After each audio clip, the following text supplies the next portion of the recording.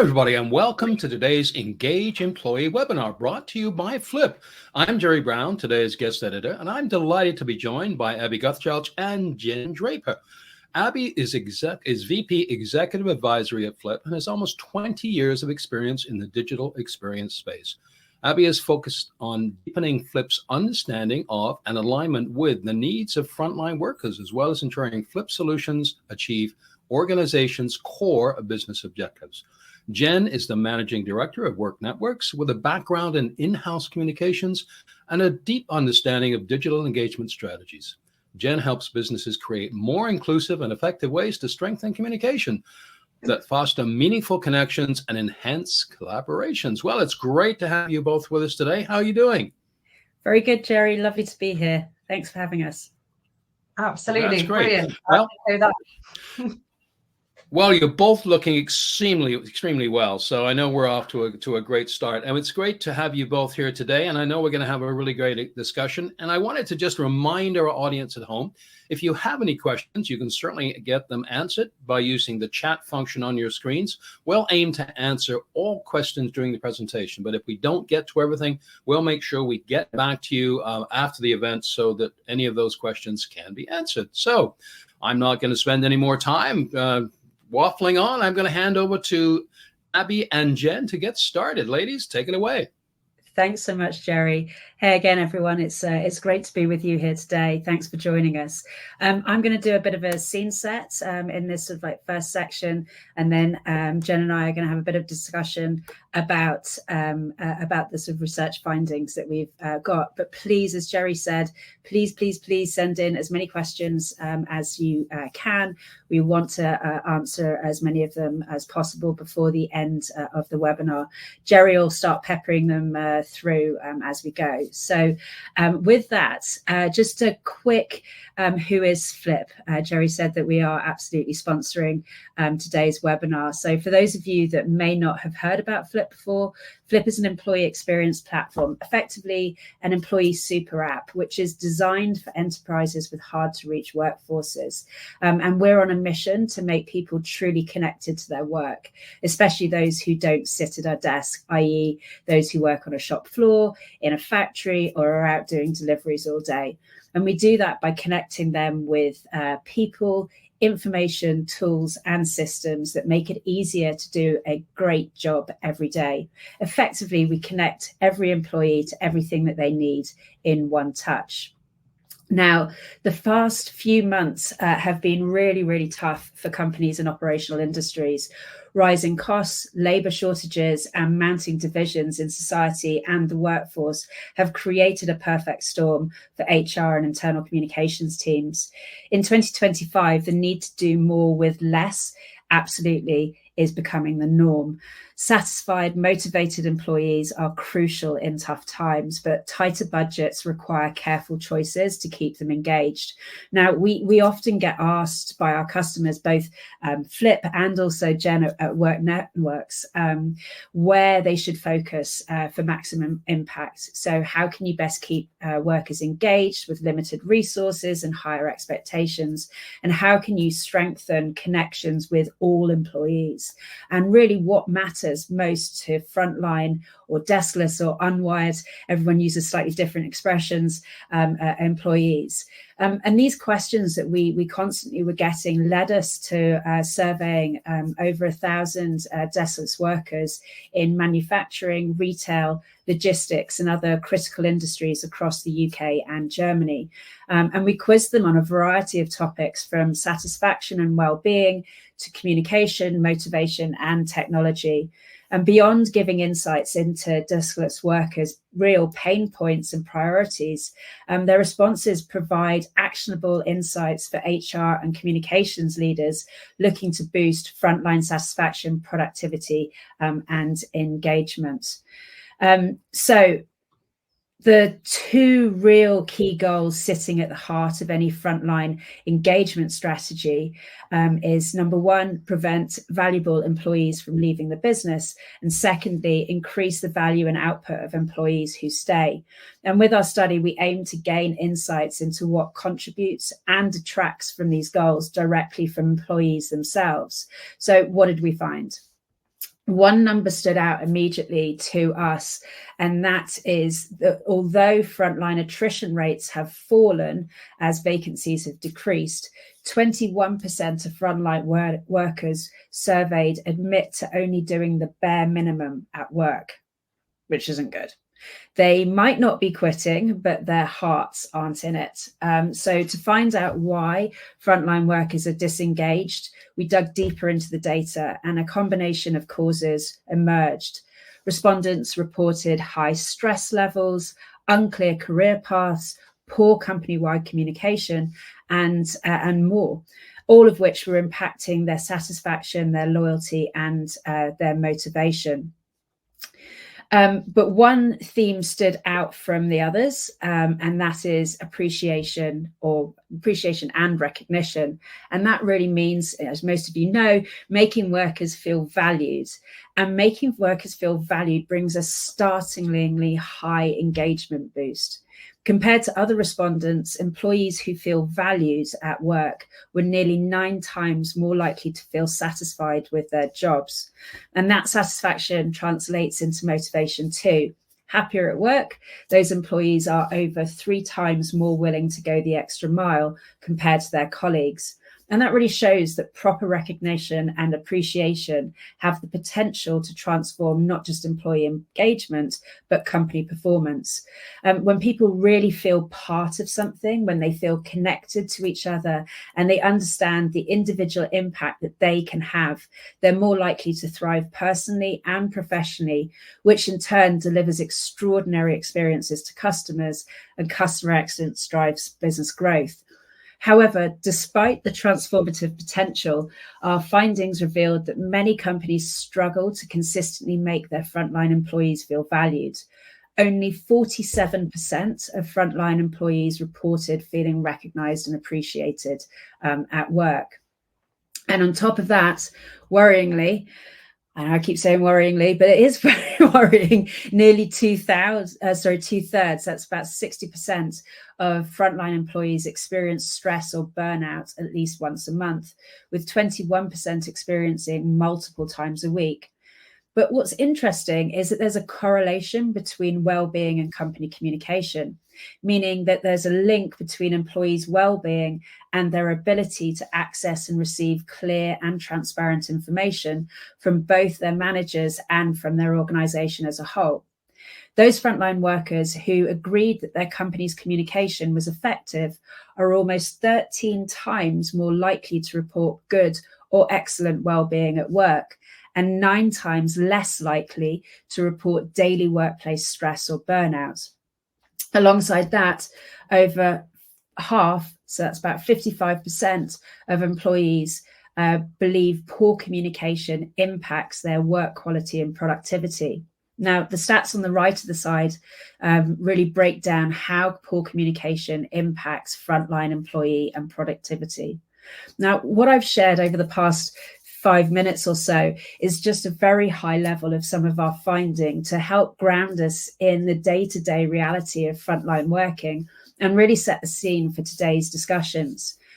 We would love to hear, though, what your biggest challenges are, and you're going to see a poll that has just been triggered for you. And while you take a few moments to answer that, I'll just bring my opening section to a close with this final slide. A connected and engaged frontline workforce isn't just a nice to have, it's essential for long-term business success.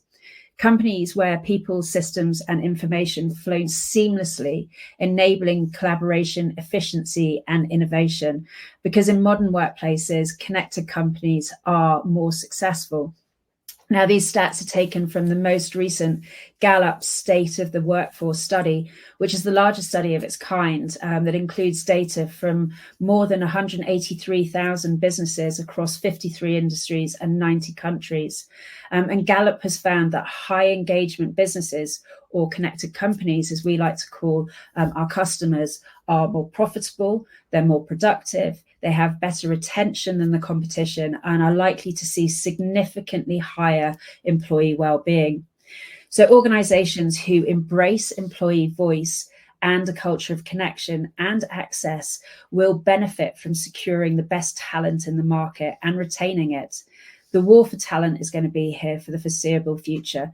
And that means companies must prioritize ongoing investment in their employee experience. And those that do will be the ones that keep attracting top talent, increasing employee morale, and staying ahead in an unpredictable market. Or as I like to say, and Jen hears me say this quite a lot on repeat, happy people equals happy customer equals happy business. So I'm going to stop sharing my screen if I can find the button to do that. And it appears I can't. So Jerry, do you want to just read the poll results out whilst I try and find how to stop sharing? Abby, so we'll just give it another minute or two, but we'll come back to it in a minute if we don't get them very soon. So hopefully we'll have those results momentarily. Fantastic. And I think it was interesting. You mentioned, if I may just take a sidebar, you mentioned the fact that people, one of the biggest things you realized was this lack of value. And I'm curious because I think one of the things that that I think I understand is that it's a fundamental human value, isn't it? I mean, people valuing, it's not just work. It's we want to feel valued in our relationships and everything that we do. And so it's a surprise that is such a large issue with people. Just really to make sure that that we're hearing that. So. I don't know. What do you think about that? Were you particularly surprised about that? Surprised about appreciation. Well, the fact that it, that the thing that popped up was that the biggest thing, or at least if I got that right, that people felt undervalued, and as you say, that has such a large factor in what's going on. Yeah, absolutely. Jen, do you want to take that, because I can see the poll results. I can see the results of the poll, Jerry. I'm not sure if you're struggling to see the results. I can see that now. Yeah, I can see that. Yeah. So what we're seeing is that we saw a lack of effective communication coming in at probably the highest number, 29%, and then we had also insufficient manager training on how to engage and motivate employees at 24%. So those seem to be the top, and then low employee morale at 20%. So some fairly I don't know if they're high numbers, but some fairly good, at least some good feedback anyway. It's really interesting, and I think unsurprising actually, based on the information that Abby's given us in terms of the results of the report and the biggest challenges of the people that are kind of here with us today. They seem to match up really, really well, or worryingly, as Abby was kind of saying. I think effective communication channels can have such a big impact, and as can manager training. Your manager is your person at work that you tend to spend the most amount of your time with and can have the biggest impact on your kind of day to day. So I think those are a couple of topics we'll try and certainly make sure we're picking up on as part of the conversation as we go through. But I think one of the things when I was thinking about prepping for today and what we talked about is actually, how do we think those challenges have shifted? Unprecedented is a word that I've not heard for a while, but about 5 years ago, we were all talking about unprecedented times quite a lot. COVID had a huge impact on all of these kind of things, and made a great focus on how we engaged people, got our frontline workers, feeling valued, motivated, and all these things that we're talking about today. I guess, I don't know, Abby, I was trying to think about it. How do you think it's maybe shifted in the time perhaps post-COVID, and kind of where those challenges have maybe changed? Yeah, no, absolutely. I think, as you say, COVID did force this sort of rapid transformation in terms of how businesses engage, not only, from sort of office-based workers, but also, we're here to talk about frontline workers. And, frontline workers often bore the brunt of uncertainty and operational strain even before COVID. And whilst businesses really did try and lean into increased communication and trying to get, those workers onto central channels, I do feel to a certain extent that has dropped off in terms of focus. And I think it is really important to reposition frontline workers as a core group that you need to ensure are actually being, reached. When I think about how things have changed, 5 years ago, wellbeing initiatives were often viewed as a corporate perk, not something that should be highly prioritized. Today, frontline employees expect better support for mental health, workload balance, safety, etc. And organizations really need to invest in programs that go beyond physical health, addressing emotional and psychological well-being alongside things.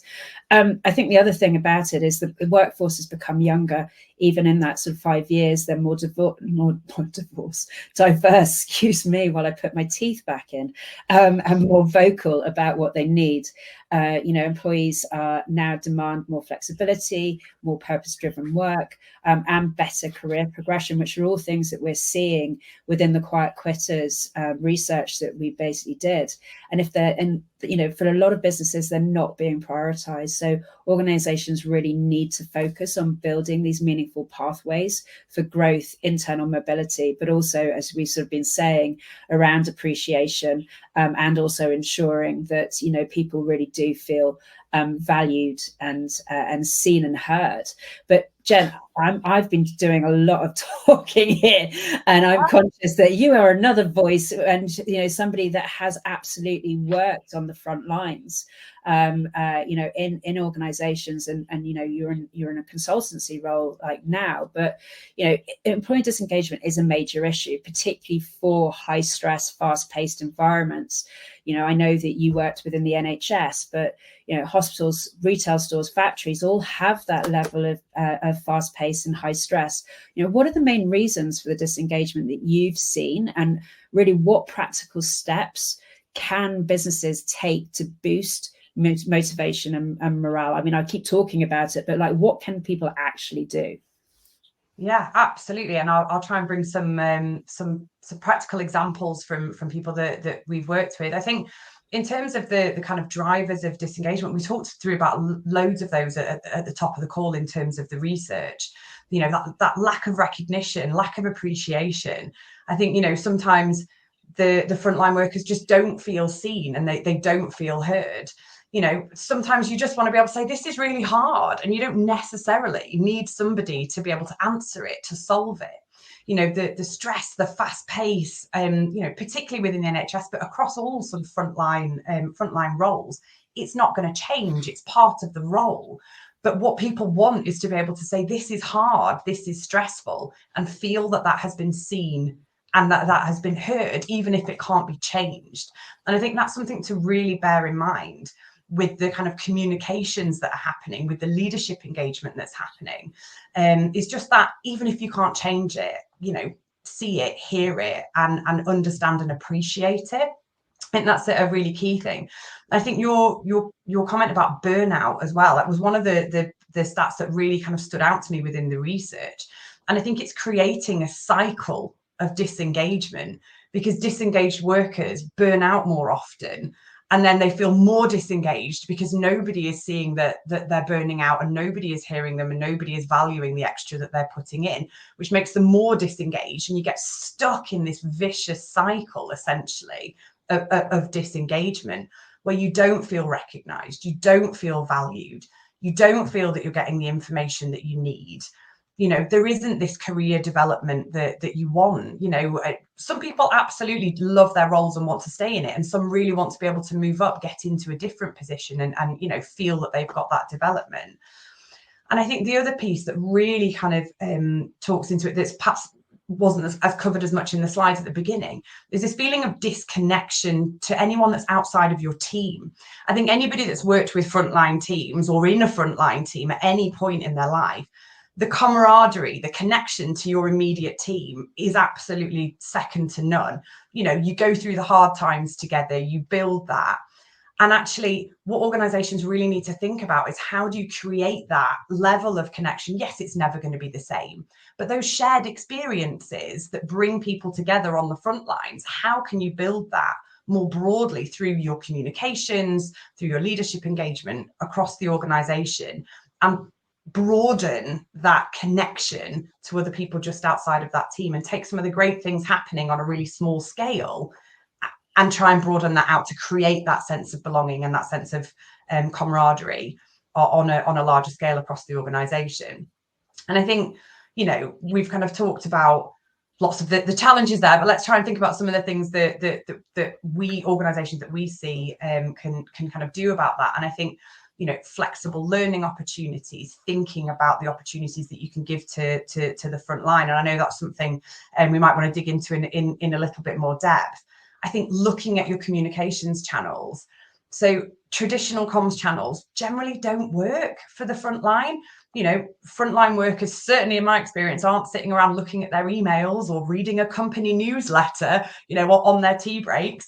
We would love to think that the first thing that our workers do when they get a break or when they get home is go and read our really important company information. But that's fundamentally not going to happen. And we need to think about, mobile first, two-way engagement, two-way communications.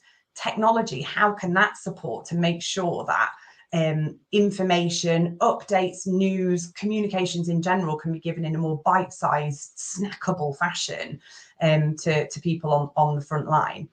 And then I think, we talked about it right at the top, this kind of thought about a culture of appreciation is really, really important. And I think getting away from this kind of big bang award ceremony, kind of once a year type way of appreciating people and starting to think more about making recognition and appreciation more frequent, more timely. If somebody does some fantastic work, saying to them immediately is going to have a much bigger impact than waiting until an annual review or waiting until the company awards ceremony at the end of the year, by which point the moment to kind of appreciate that has really gone. Also, I think peer-to-peer recognition is hugely important. So it's not just about the CEO doing a shout out. Fantastic, by the way, absolutely brilliant if you can do that on a regular basis, but also just your peers saying, thank you so much. You went above and beyond and you made my day. I was having a bad time. I was really struggling and you really turned that around for me. And I think sort of linked into that, sort of recognizing some of the small wins as well. We all win a new contract that's worth X amount of money and everyone celebrates and, I don't know, gets pizza in the office or whatever it is. But, the small things, the everyday things that really, really matter to the front line, and those small wins also need to be appreciated, and making it a bit more personal, I guess, and a little bit more relevant to those frontline workers, as opposed to thinking about, oh, yeah, I'd love to put on a fancy dress and go out to an awards ceremony. And I think, without me talking too much about sort of, it's all well and good for me to say, Jen, I'm going to bring in a bit of an example. We work with a huge number of frontline organisations at Work Networks, and one of our ambulance services have a great example of what they've done here. And I think I probably don't need to tell everybody on the call, ambulance services are about as frontline as it gets.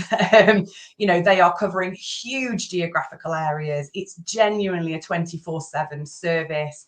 So regularly, the people that are out there driving the ambulances, the first responders, aren't seeing their managers. They're not in the organisation on a regular basis. They definitely don't sit at a desk.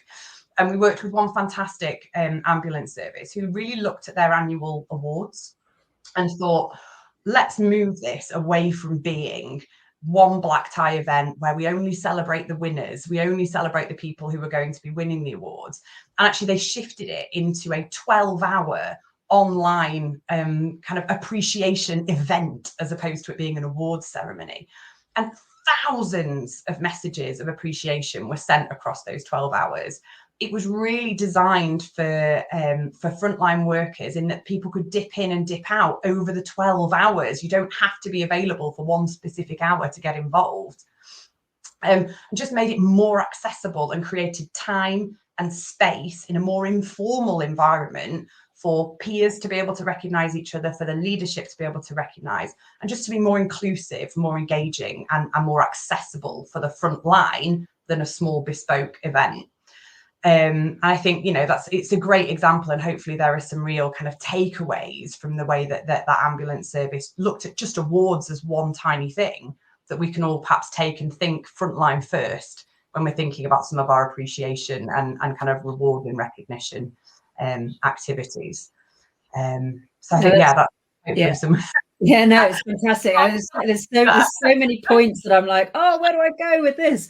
But like, just talking about, you've got the award ceremony, and then you were, making a really valuable and valid point about the fact, it's not just about the big sparkly awards dues. It's about the small, sort of like small peer-to-peer recognitions or the shout outs, even down to, sort of like acknowledging when, an anniversary of when somebody sort of like joined an organization, or just the thank yous, or even just making sure that your managers are having one-to-one sessions and really getting to get to know and hear from individuals. I'm interested from the work that you have done with your customers, your clients, and also from your previous experience, how much of this needs to be driven as a central set of programs, or can this be sort of like more grassroots? Like, just love to hear your thoughts on it. It's a really interesting question. I think both and is probably the answer there. But I think we can all of us that have experience in this area sitting on this call, a specific motivation and morale boosting activity is probably not going to have the effect that you want. It's probably not going to deliver an increase in motivation and morale. What we actually need to do is get to the cause. What is causing that disengagement? What is causing that morale shift? What is causing that lack of motivation? And I think, a mixture of things that are centrally driven by the organisation is really important, because frontline workers need to know that they feel valued and heard by the organisation, but also supporting those grassroots peer-to-peer, as I said, is so important within that recognition. And, making a budget available for small acts of appreciation that are at a grassroots level. Does the staff room need a new sofa? It's the really small things sometimes that can make the absolute biggest difference.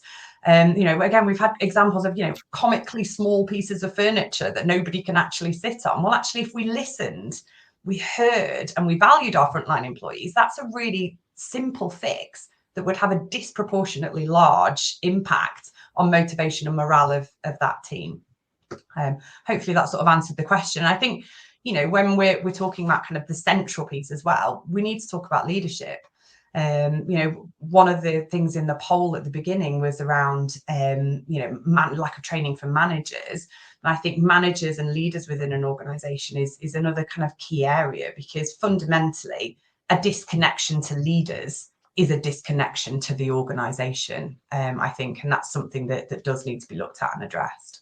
Yeah, for sure. I mean, it's something that we absolutely hear from frontline employees every time that we not just do a survey, but every time that we go into an organization, we always talk to the actual frontline employees themselves to gauge, as you say, where are those pain pressure points, etc., and how can we, as Flip, like really ensure that the solution that we're providing isn't just being gifted from an ivory tower to people who then go, thanks, what am I supposed to do with that? Versus actually sort of like hearing another thing I've got to do, just another thing. Exactly that. But you're absolutely right though, Jen. You have to have the buy-in from the top and leaders to really understand the value of having your organization, excuse me, truly connected. Having that, you were saying earlier about teams not feeling that they're connected, but having this sort of like, this corporate hub versus the sort of like the front line, and I can't see what's happening over there. I feel excluded basically from it. But if we really sort of flip it, and I always like to bring Flip back into every single sort of like lead that I sort of like do. If we flip that into what role that digital communications or a solution like Flip can play in fostering a stronger sense of belonging and purpose for frontline, what is that? Or how do you sort of like quantify that to the people that you work with? I think quantifying it is, if I could master that problem, I think I'd be a millionaire. I wouldn't need my lottery ticket for this weekend. And if I could genuinely quantify the value from comms and everything, that would be a fantastic thing. But I think, you know, digital comms has a huge way to support and enable that. There's just one point I want to bring up, and it's a real bugbear of mine. I don't think we need to get buy-in from our leaders. Our leaders need to own this, right? And there is a real difference between ownership and buy-in. Buy-in is something we would go to after the fact. And this is the same for frontline workers. If you're thinking about belonging, you're thinking about, you know, being part of something, owning it, being part of it is really, really important. So I think whether we're talking about leaders, we're talking about frontline workers, we're bringing in a new solution. Let's say it's a digital communications platform, whatever it is. Buy-in isn't enough. Buy-in is, yeah, I've seen what you've done, and yeah, I'm happy with that, and I'll go along with it. Ownership is, I've been involved in this. I've been involved in the decision making. I've been involved in the change that is happening to me, and I'm really happy about it. And therefore, I'm going to take this forward. I'm going to own it, and I'm going to drive that forward. And I think that's something that we really need to bear in mind when we're talking about all of these activities, thinking about the ownership of it as opposed to the buy-in. Because how often do frontline workers, they're the last to know things in the organization. They've got no visibility to your point about how these decisions are made. And that creates this kind of them and us situation. You know, how does your organizational strategy actually affect me as a worker? And then I think the biggest thing on that digital comms platforms can really help with is this kind of faceless job title, not just leadership, but across the organization. We kind of said at the beginning, that feeling of connection, that feeling of belonging. It's really hard to belong and connect to an object or an idea that has no real kind of face or you know, person behind it. And I think being allowed to have that kind of authentic human communication that digital platforms in that two-way kind of process can really help with. It's tiny things like being able to see the picture. You know, if you and I were kind of sitting, I mean, it'd be a podcast if you and I were sitting here and no one could see us. Maybe that would be better. Who knows? But you know, the fact that we can connect better with people because they can see who we are, see our faces, see our genuine kind of emotions, and feel that through the communication. Digital communications platforms are absolutely superb at allowing that to happen.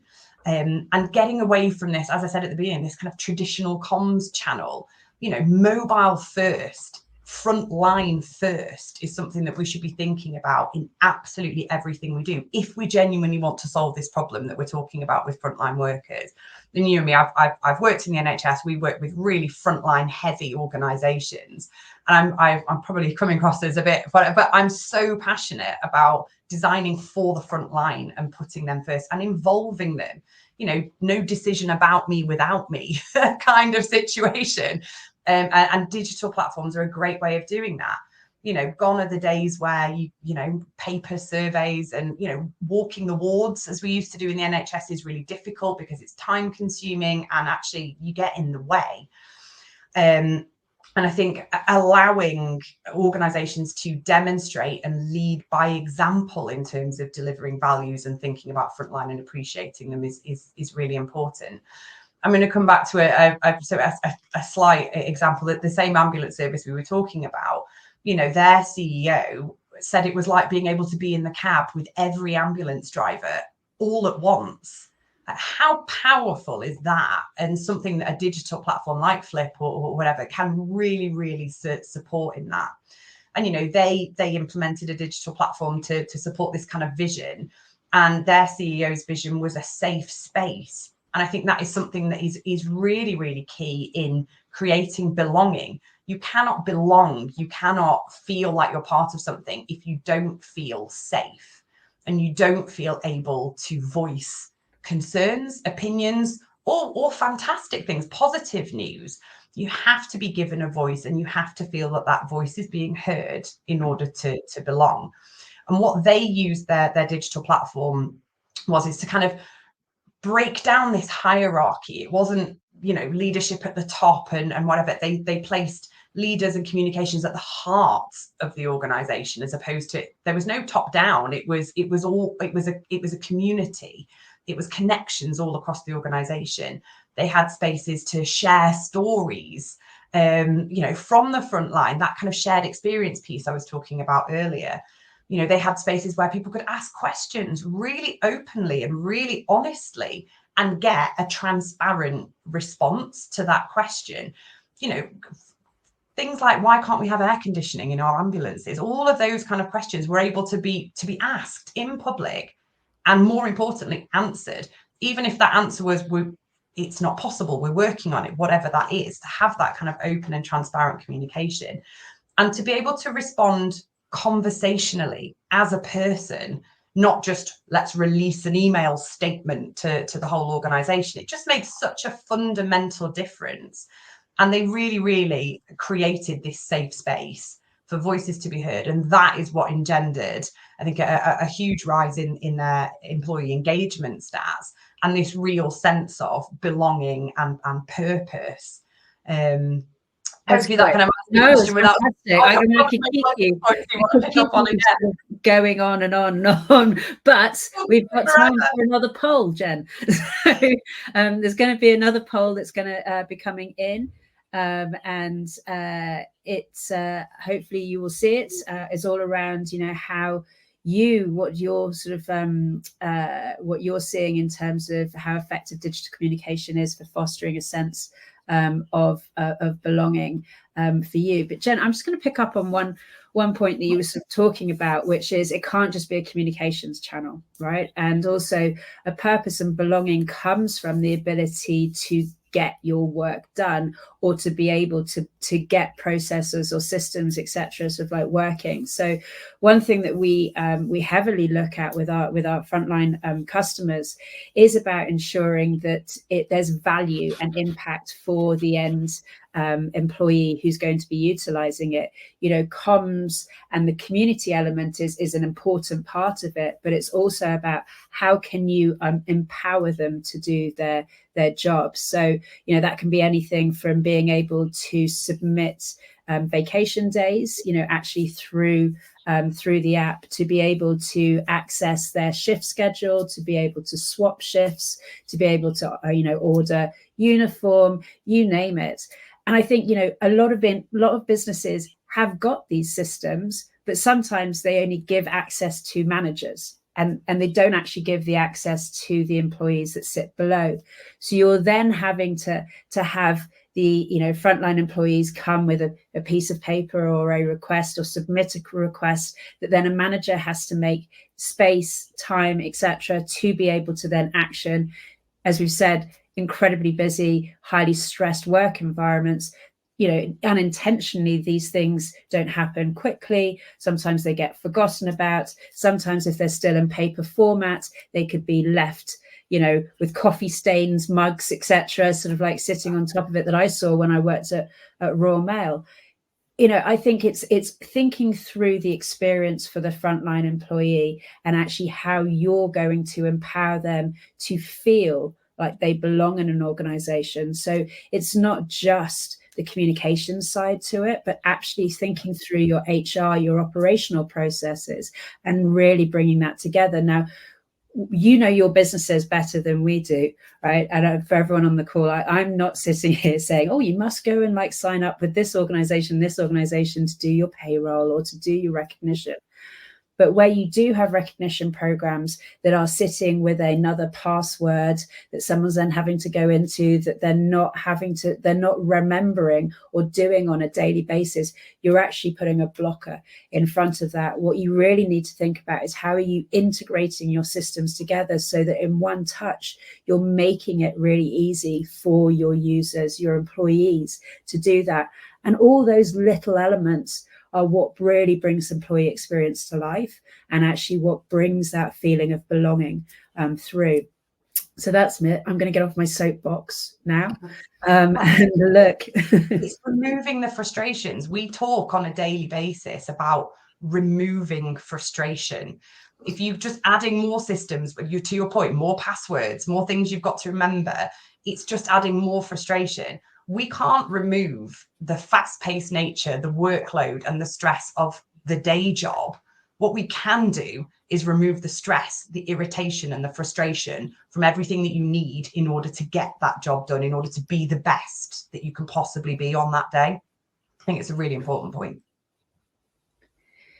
I think we've got some. Yeah, and I think the results, the results are quite interesting. I think the good news, I think, for both of you is the fact that there's a 22% of people think it's very effective. There's 63% think somewhat effective. So that shows there's a really, if you like, a strong movement for the value of digital engagement. So I think that's good news. I appreciate what you've said, Jen, and your examples of how that can work, and Abby, obviously, how Flip can help. So I think that's sort of setting a good standard to say people are getting it, and hopefully we'll see some changes as that becomes more effective. Absolutely. And I think, something to think about here as well is that, your engagement, your communication, your connection to an organization starts before you've even joined, before you've even started your role.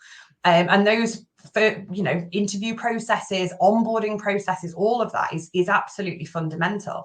I think there's a shocking stat that a third of people leave their role within the first 6 months when they've started. And I would bet good money that is even higher when you're talking about heavy frontline organizations.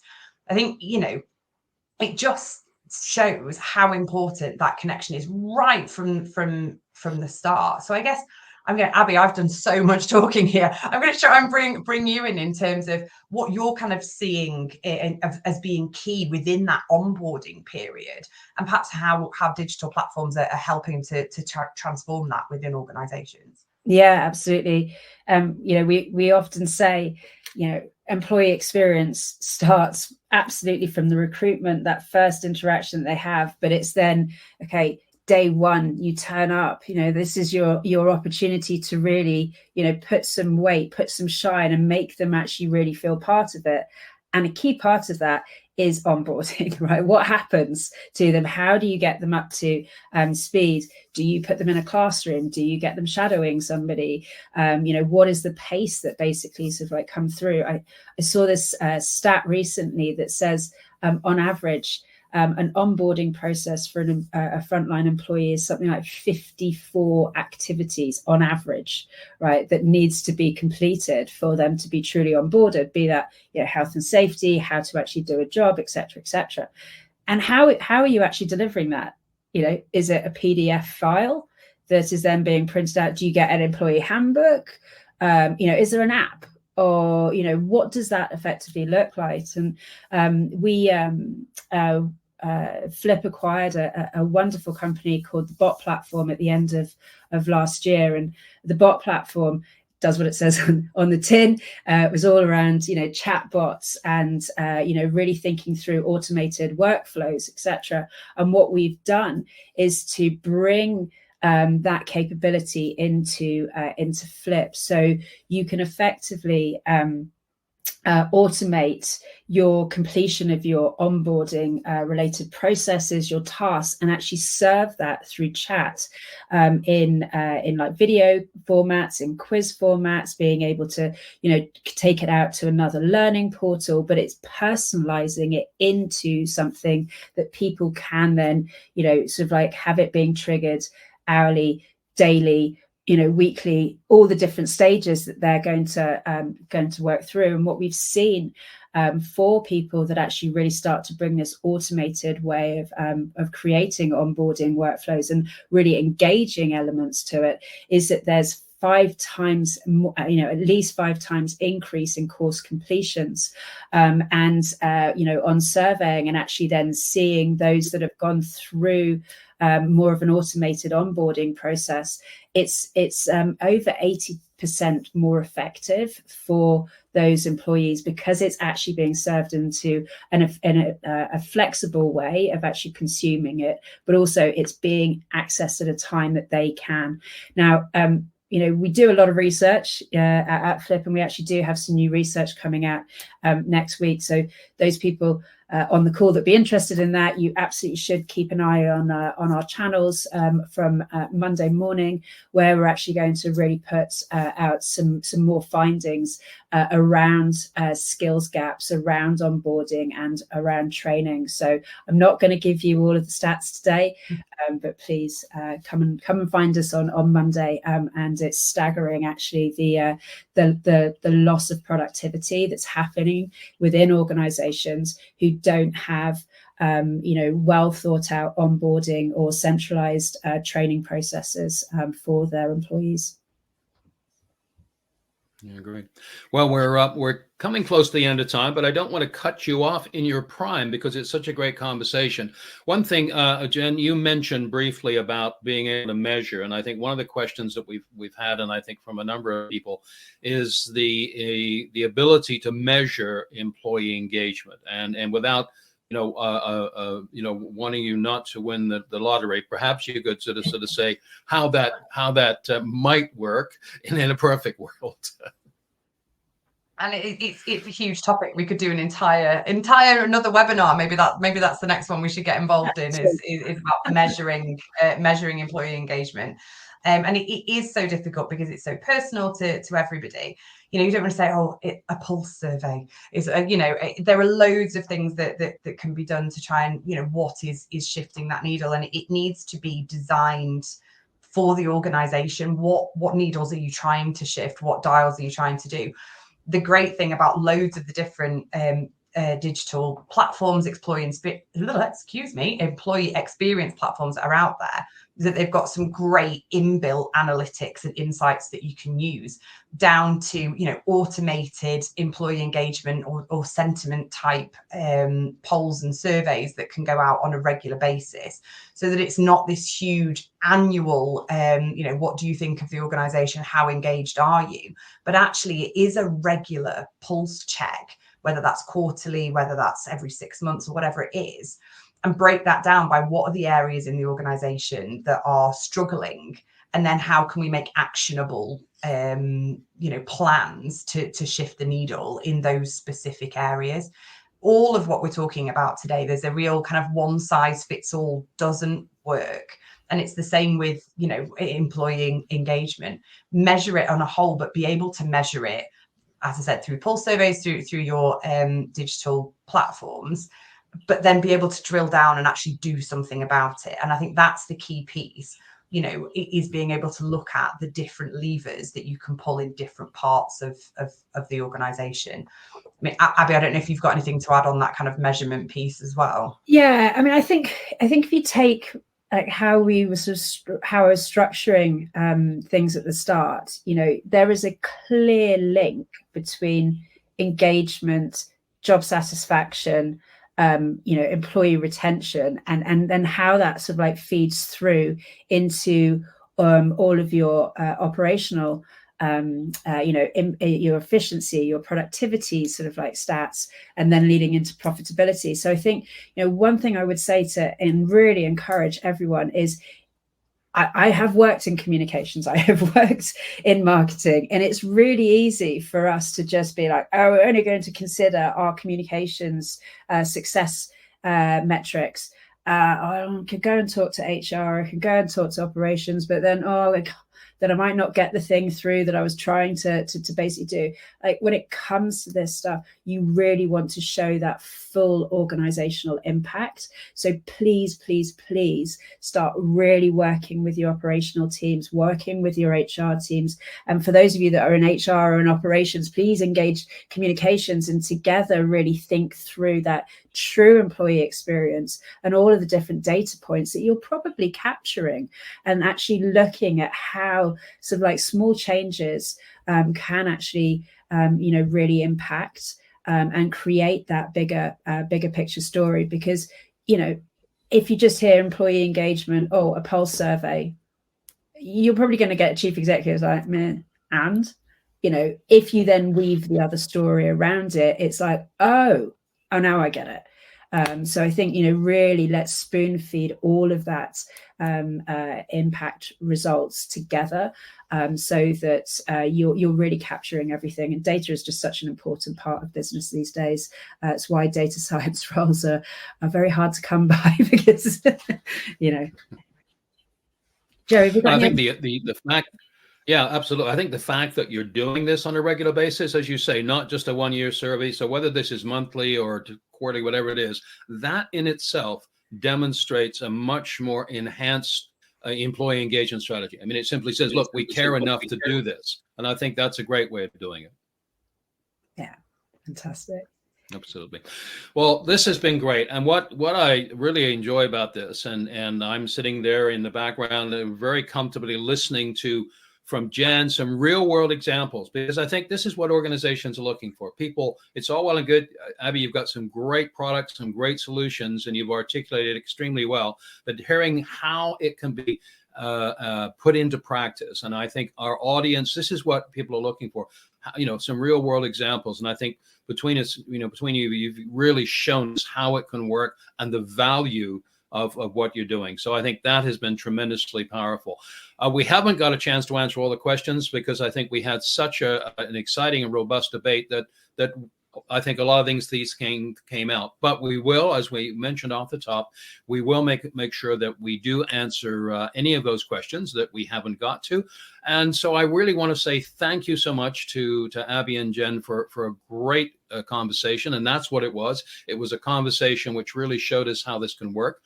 And by the way, if you want to see this again, or if you have colleagues that want to see this, because they really should be looking at this, the recording will be shared shortly. So watch out for that link in your inbox. And so thanks again to Flip for sponsoring the session, and for Abby and Jen for providing us that great content, and for you at home for joining us. Thanks again. And just remember, be careful out there.